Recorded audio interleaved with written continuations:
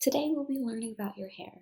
This is the second organ lesson of the integumentary system, which covers your entire body. Just like how a crab's hard shell surrounds its body to protect it from danger, our integumentary system protects us from bacteria, chemicals, and injury.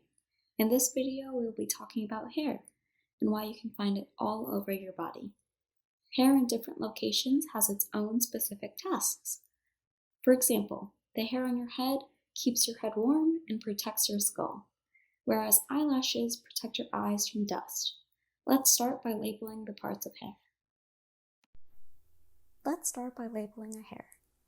As you may remember, the skin has multiple layers, and the hair is present in the dermis and the epidermis.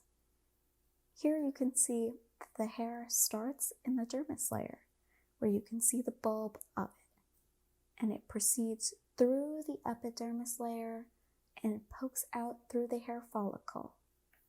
And then the shaft is what is visible to you. When your hair reaches outside of your body, it is no longer alive. The only portion that is alive is in the dermis layer, where it receives nutrients from your blood vessels.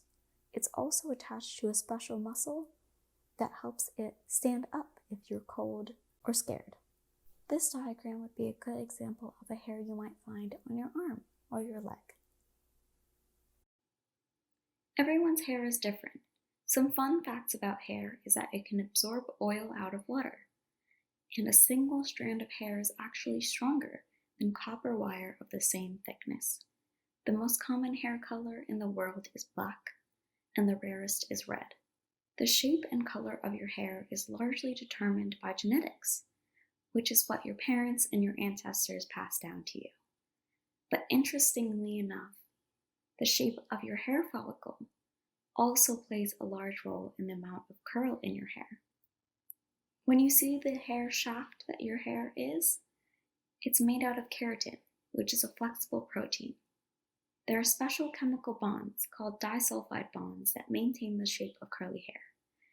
They're called disulfide bonds because they connect two sulfur atoms present in the hair protein.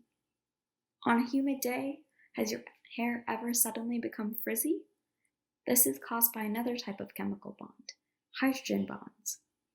These are strong but temporary, and they cause the keratin protein in your hair to react with the water particles in the air, making it frizzy. Each strand of hair that you have has its own muscle, nerve, and blood supply. Think about a time that you were scared, cold, and shivering. Did you get goosebumps? Goosebumps happen when we are cold or scared because each individual muscle of your hair stands and contracts, causing the hair to rise up. This creates an extra barrier and can help retain heat in the body. Your hair is a surprising source of information too. It contains information about everything that has been in your bloodstream, such as medicine, drugs, vitamins, and minerals. However, it cannot be used to identify your gender.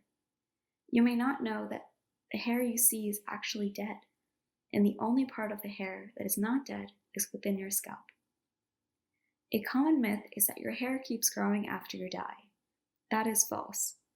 The reason people with cancer who undergo chemotherapy lose their hair is because the drug is specialized to kill cells that replicate quickly.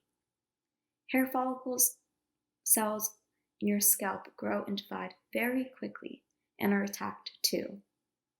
Sometimes hair can grow back after chemotherapy, and it may even grow a different color for the first few months.